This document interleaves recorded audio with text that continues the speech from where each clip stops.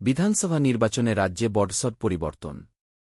দীর্ঘদিনের শাসক দল তৃণমূল কংগ্রেসকে বিজেপি ক্ষমতা থেকে সরানোর পর কোটি কোটি মহিলার মনে এখন একটাই প্রশ্ন, তবে কি এবার বন্ধ হয়ে যাবে লক্ষ্মীর ভাণ্ডার, লক্ষ্মীর ভাণ্ডার প্রকল্প? মে মাসেই কি তবে শেষবারের মতো অ্যাকাউন্টে টাকা ঢুকবে? উল্লেখ্য, বিজেপি সরকার ক্ষমতায় আসার আগে থেকেই একাধিক প্রতিশ্রুতি দিয়েছে।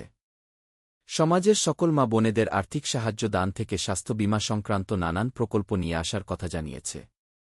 বিজেপির উত্থান ও প্রকল্পের ভবিষ্যৎ গণনার শুরু থেকেই রাজ্যে বিজেপি ঝড় লক্ষ্য করা যায়। অনেক আসনেই তৃণমূল কংগ্রেসের হেভিওয়েট প্রার্থীরা হেরে যান। বিজেপি তাদের নির্বাচনী প্রতিশ্রুতি অনুযায়ী ক্ষমতায় আসে। এই পরিস্থিতিতে লক্ষ্মীর ভাণ্ডার প্রকল্পের ভবিষ্যৎ নিয়ে বড়সড় অনিশ্চয়তা তৈরি হয়েছে। বিজেপি তাদের নির্বাচনী ইস্তাহারে প্রতিশ্রুতি দিয়েছিল যে তারা ক্ষমতায় এলে মহিলাদের জন্য অন্নপূর্ণা ভাণ্ডার অ্যান্নপূর্ণা ভাণ্ডার চালু করবে, যেখানে ভাতার পরিমাণ বাড়িয়ে মাসে ৩,০০০ টাকা করা হবে। মে মাসের টাকা কি পাওয়া যাবে? সাধারণত প্রতি মাসের ১ থেকে ৭ তারিখের মধ্যে প্রকল্পের টাকা উপভোক্তাদের ব্যাংক অ্যাকাউন্টে পৌঁছে যায়। কিন্তু ৪ মে ফলাফল ঘোষণা হওয়ায় এবং প্রশাসনিক রদবদলের কারণে মে মাসের টাকা পাওয়া নিয়ে জটিলতা তৈরি হয়েছে। বিশেষজ্ঞরা মনে করছেন, সরকার পরিবর্তনের ফলে নতুন মন্ত্রিসভা গঠন এবং শপথ গ্রহণ অনুষ্ঠানের মতো প্রশাসনিক কাজে কিছুটা সময় লেগে যাবে। ফলে মে মাসের ভাতা পেতে মাঝামাঝি বা মাসের শেষ পর্যন্ত অপেক্ষা করতে হতে পারে।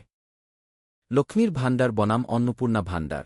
বর্তমানে মমতা বন্দ্যোপাধ্যায়ের সরকার সাধারণ ও ওবিসি শ্রেণীর মহিলাদের ৫০০ টাকা এবং তফসিলি জাতি ও উপজাতি শ্রেণীর মহিলাদের ৭০০ টাকা করে দিচ্ছিলেন। বিজেপি ক্ষমতায় এলে এই অঙ্ক একলাফে বেড়ে ৩,০০০ টাকা হবে বলে দাবি করা হয়েছে। তবে এই টাকা পেতে নতুন করে ফর্ম ফিল আপ করতে হবে নাকি পুরনো ডেটাবেস ব্যবহার করেই টাকা পাঠানো হবে, তা নিয়ে এখনও কোনো স্পষ্ট নির্দেশিকা মেলেনি।